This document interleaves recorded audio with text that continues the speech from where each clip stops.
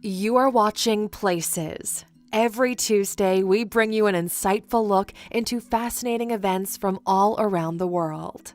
How rich is Qatar? Welcome to alux.com, the place where future billionaires come to get inspired. Hello Aluxers, and welcome back for another original video presented by alux.com. Today we're talking about a small Western Asian country whose power and wealth are definitely disproportionate to its size. Destination Qatar sits on 11,586 square kilometers of land in the Gulf region, sharing maritime borders with the United Arab Emirates, Iran, and Bahrain. Once an impoverished British protectorate, Qatar has today grown into the richest country in the world. Today, we're looking closer at how the economy of Qatar has evolved over time and answer the question of just how rich this tiny country is. But first, a little background. Fast facts. Qatar is an absolute monarchy that has been ruled by the Al Thani family ever since the mid-19th century. The current ruler is Sheikh Tamim bin Hamad Al Thani. The state government is structured around separation of powers, as it's made up of a legislative advisory council, judicial courts that largely adhere to Sharia law, and an executive council of ministers. As a way of enforcing his grip on the government, the emir himself appoints all governmental officers, both legislative and executive. All laws have to receive his approval before being implemented. Such a monarchical system has allowed this family to remain in power by constantly delaying elections, despite the nation's constitution. Qatar's population is predominantly male. Out of her 2.6 million residents, approximately 1.9 million are male, or about 70% of its citizens. This imbalance can be traced back to the 1970s, when there was an influx of male migrant laborers streaming into the region. In terms of business, Qatar is home to a number of world-renowned conglomerates such as Al Jazeera, QNB, and Qatar Airways. In fact, a recent report by Forbes ranked it as the 54th best country for business in the world. But of course it wasn't always this way, so let's take a closer look at how Qatar has evolved over time. How Qatar became rich. So, how exactly did Qatar come from being one of the poorest countries to the wealthiest in just a few decades? This fairy tale begins in the 1900s, when the country was occupied by Britain and turned into a dependent territory. During this period, Qatar was granted local autonomy, which meant it could essentially retain its position as a sovereign state. Despite gaining some independence, the country continued to languish in poverty and intense malnutrition, especially in the 1920s. It was evident that pearl hunting and fishing were not sufficient enough to support the region's sustainability. But then everything changed when oil and natural gas reserves were discovered in 1939. This was the proverbial light at the end of the tunnel. Although developments in this sector were initially slow due to World War II, the country started making substantial progress afterward in 1949. By 1950, the country was producing up to 46,500 oil barrels every day. This amounted to revenues worth approximately $4.2 million. Then, the international energy company Shell discovered offshore reserves and spearheaded their development, which further increased Qatar's oil production volumes to 233,000 BPD. The amount of money flowing into the country shot up overnight, most of which ended up in the ruling family's bag. Modernization and transfer of power.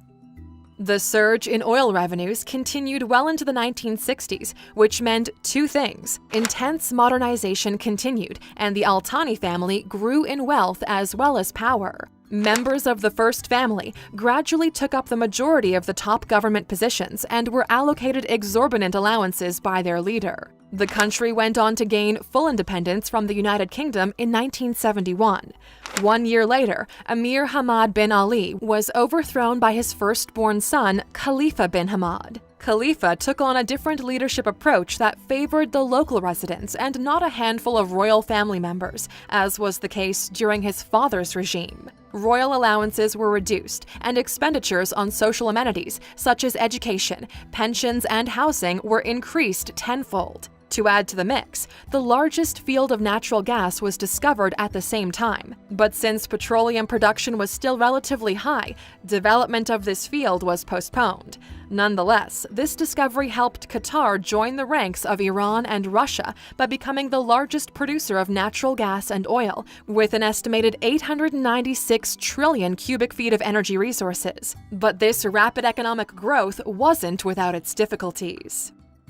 Challenges. Qatar faced a number of challenges in its upcoming. The most problematic one was the oil crash experienced in the 1980s that saw a massive decline in oil prices. Siphoning of natural gas and oil reserves by top members of the royal family also played a major role in stalling the region's economic progress. This oil crisis necessitated the opening of the North Field, but it was not until 1995 that its development was fast-tracked. Today, the region produces 13% of the world's natural gas, with up to 25 trillion cubic meters and 25 billion barrels of oil. Why native Qataris are filthy rich. From this historical account, it's clear to see the majority of Qatar's wealth is held by the royal family, as they found ways of amassing wealth from oil and natural gas development ever since the early 1900s. However, other native Qataris are also filthy rich. This wealth is a result of a number of programs and policies that work toward bettering the economic and social well-being of its citizens. At the top of the list is the requirement for Qatari sponsorship for any business, which in turn translates into immense wealth for native Qataris.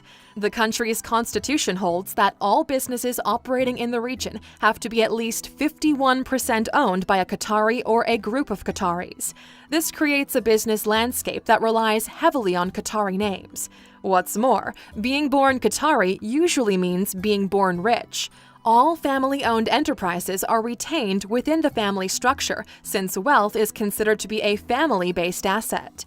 Children swim in their ancestors' wealth, and so do their offspring, and the cycle continues. Another important factor is the kind of governance exercised in the region. The majority of funds secured by the government are channeled toward amping up the quality of services and utilities made available in the country. This is a government that prioritizes its own. As a testament to this fact, education, water, electricity, and medicine are all free. Native citizens are not required by law to pay an income tax and are entitled to interest-free mortgages. For educated Qataris, government jobs are guaranteed in addition to the immense opportunities available within the private sector. It is quite the opposite for foreigners, though, as the best they could hope for is a permanent residency, which doesn't provide you with half of the benefits of a full citizen.